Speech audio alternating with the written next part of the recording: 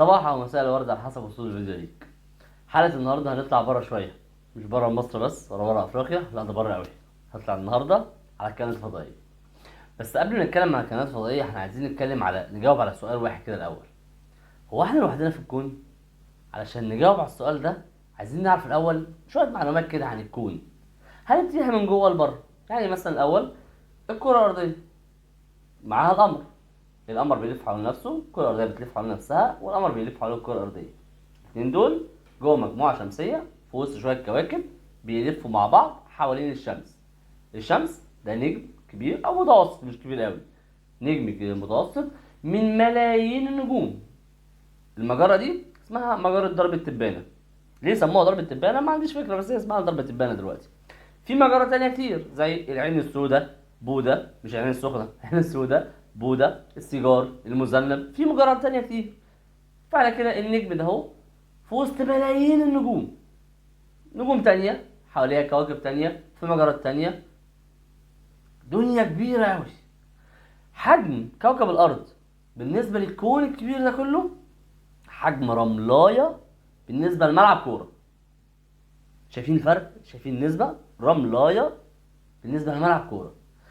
فالإنسان اللي على كوكب الأرض الرملاية بالنسبة للكون ده كله اللي عشان نعدي فيه بنعدي سنين ضوئية. سنين ضوئية دي اللي هي ايه؟ سرعة. لو انت ماشي بسرعة الضوء هتاخد سنة من السرعة دي قد ايه؟ فانت بتعدي سنين ضوئية اللي هو ابعد مسبار خرج من الارض اصلا ما جابش لحد النهاردة ساعتين ضوئيين، ساعتين على بعض.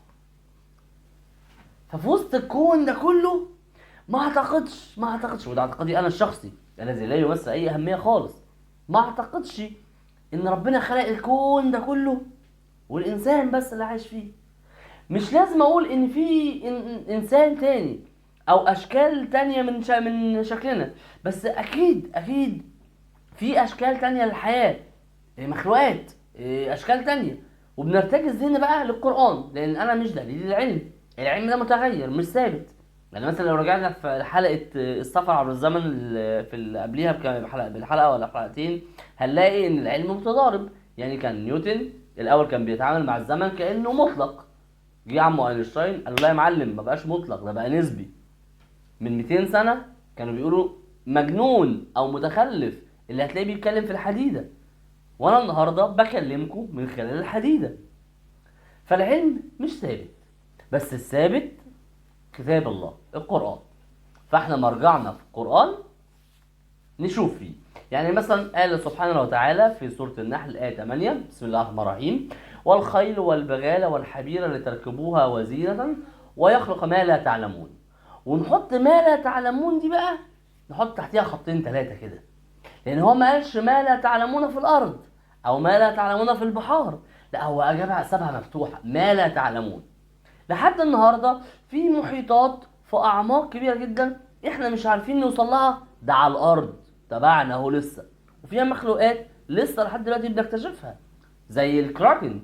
ده مخلوق احنا ما نعرفوش، شفناه مره واحده بس، ده هو عباره عن اخطبوط كبير قوي واحنا شفناه وهو ميت، ما شفناهوش ده ميت عشان طفى. ففي تحت حاجات احنا لسه ما نعرفهاش. ايه اللي يخلينا ما نقولش ان في فوق كمان حاجات احنا ما نعرفهاش؟ زي برضو وده يخلينا نرجع لآية تانية في القرآن الكريم سورة الشورى آية 29 بسم الله الرحمن الرحيم: ومن آياته خلق السماوات والأرض وما بث فيهما من دابة وهو على جمعهم إذ يشاء قدير. صدق الله العظيم. نحط كم خط هنا تحت السماوات، لأن ربنا في كتابه الكريم بيقول خلق آياته من خلق السماوات والأرض.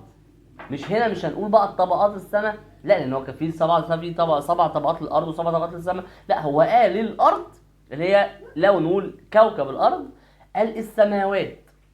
لو نقول طبقات السماء فانت عندك السماء الاولى دي السماء الاولى بتاعتنا اللي احنا بنشوفها دي، في 6 سماوات تانية فيها. فربنا بيقول وما بث فيهما من دابة. نمسك كلمة دابة هو اي مخلوق بيدب على الارض. فمعنى كده ان في دابة في السماوات، فما اعتقدش ان في دابة طايرة. ده ممكن يكون في كوكب بعيد، كوكب ما نقربناهوش. لما نعرف نوصل له ان شاء الله، لما نرجع على حلقة السفر عبر الزمن والمكوك يجي يضرب الارض ونعرف نستخرج منه حاجة تمشي بسرعة الضوء ان شاء الله، نوصل للمجرات البعيدة نشوف بقى الحاجات دي. دي حاجات في القرآن أنا مسلم بيها، بس احنا دليلنا برضو من القرآن آية سورة الأنبياء الآية 30: وجعلنا من الماء كل شيء حي. ده مقياس عندنا. يعني مثلا إيه؟ إذا لم أجد لا يوجد. سهلة خالص. إذا لم أجد ماء لا يوجد حياة. القمر مش عليه مية لا يوجد، ما دورش لا يوجد. أنا دور على مية، في مية على القمر؟ لا، خلاص مفيش هنا حياة، اركن. بص على الناحية التانية. المريخ قالوا في في احتمال كان وجود مياه، لأن هم لقوا انشقاق أنهار ومش عارف إيه، يبقى احتمال كان يوجد حياة. يبقى الكوكب اكس في المجرة زد في الحتة البعيدة خالص في مية هناك، يبقى في احتمال وجود حياة. انا مش بقول في مية يبقى في وجود حياة، لا، في مية هناك يبقى احتمال وجود حياة. مفيش مية هناك مفيش حياة. دي ثوابت خلاص احنا عارفينها في القرآن الكريم، وخلاص احنا دي ثوابت عارفينها. نبدأ بقى دلوقتي نخش في أغرب الحوادث اللي حصلت، اللي مش عايزين نقول أثبتت، لا، اللي دلت على وجود كائنات فضائية. آخرها خالص يوم 4/3 سنة 2022، اللي هي من كام شهر عدى دهوت، الساعة 7:25 في صاروخ اتضرب على القمر، وفي نزل تقرير من وكالة ناسا ان في فعلا صاروخ اتضرب يوم 4/3/2022 الساعة 7:25 على القمر. وحضرتك خش اعمل سيرش عليها هيجيبه، وحط لك اللينك بتاعه في الديسكربشن. اتشك طبعا في 3: عمو ايلون ماسك، حبيبنا عمو ايلون. يعني احنا يعني ايه، احنا بس بنجيب اسمك كده معانا يعني نتشرف بيك. حضرتك لو في اي مليون ولا حاجه بس تدعم بيها من القناه، احنا بص كل يوم علينا. شكوا في عمو ايلون ماسك لان هو عمال بيلعب في الفضاء مؤخرا، وعمال بيعمل حاجات كده كتيره. فطلع وهو كان ضرب كان طلع في صاروخ سنه 2015، وكان حصل فيه انفجار ومش عارف ايه. بس لما لقوا تابعوا مسار الصاروخ بتاع ايلون ماسك طلع براءه، طلع مالوش دعوه بالمسار الصاروخ اللي طلع على القمر، فطلع مالوش هو.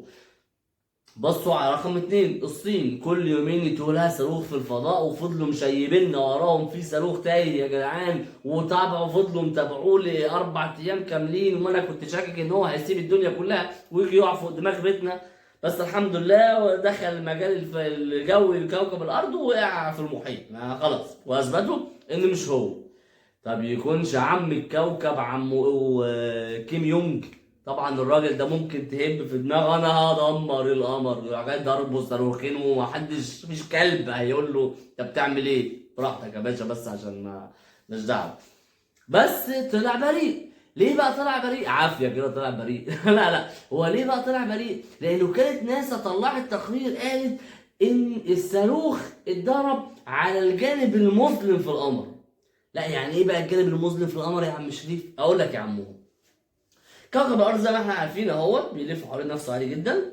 القمر الجميل اهوت بيلف حوالين نفسه عادي جدا، وبيلف حوالين الارض، هو بيلف حوالين نفسه.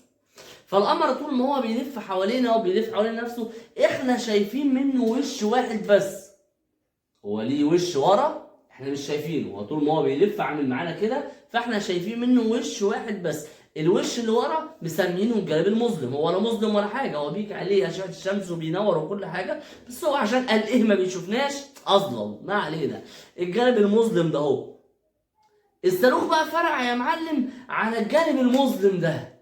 طب ده معناه ان ما فرقعش من حاجه بص على الارض، ده معناه ان الصاروخ ما اتضربش من الارض. طب اتضرب منين؟ دي نقطة. اوعى تكون انت اللي عملتها، مش عارف، خفت كده مرة واحدة، ما علينا. فالصاروخ اتضرب منين؟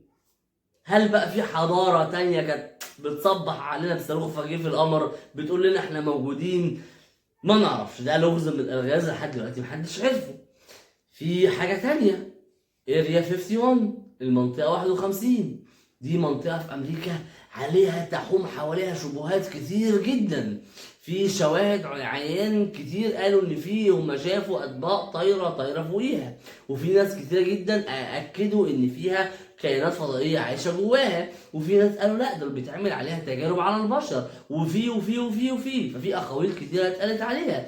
بس احنا نقدر نبص على الحقائق. يعني مثلا في يوم 7 اغسطس 2014 احد علماء شركه لوكيد مورتن، ودي شركه تابعه للقوات المسلحه الامريكيه، طلع منها عالم اسمه بويد بوشمان. العالم ده منزل فيديو على اليوتيوب مدته 33 دقيقه، اتكلم فيه عن كائنات فضائية عايشة جوه منطقة 51. اتحدث فيه حادثة روزويل اللي هي لقوا حطام مركبة فضائية في مزرعة في أمريكا، وبعد كام يوم الحكومه الامريكيه اعلنت ان دي مش مركبه فضائيه ولا حاجه، ده كان بالون تابع للطقس وقع فرقع هناك، بس بالون المفروض بيفرقع، لما بيفرقع حاجه كده زي بالونه كده ما تطلعش حطام، بس ما علينا.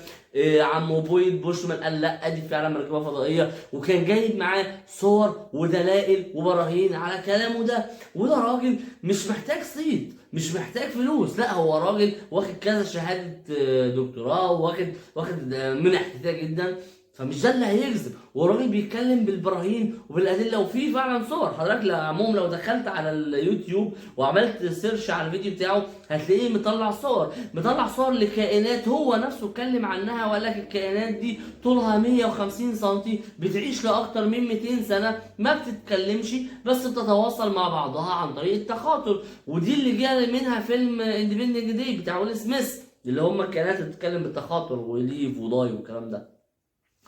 فعمو بويد بوشمان دهوت اتكلم على كذا حاجه، واتكلم كمان عن سكان جوف الارض اللي انت لو دخلت عملت سيرش عليها هيطلع لك ناس كتيره جدا اتكلمت عليها. دكتوره مايا صبحي، دكتور فاروق الباز، كذا ناس من علماء الارض اتكلم عليهم. بل كمان يقال ان ادولف هتلر عم الكوكب زمان كان اتواصل مع سكان جوف الارض دول اللي هم اسمهم الرماديين، وهم اللي ادوله تطور كبير جدا، وكاد هيقود العالم بالاسلحه اللي خدها منهم، وادوله معلومات وسربوا له حاجات جدا احنا ما كناش نعرفها ساعتها.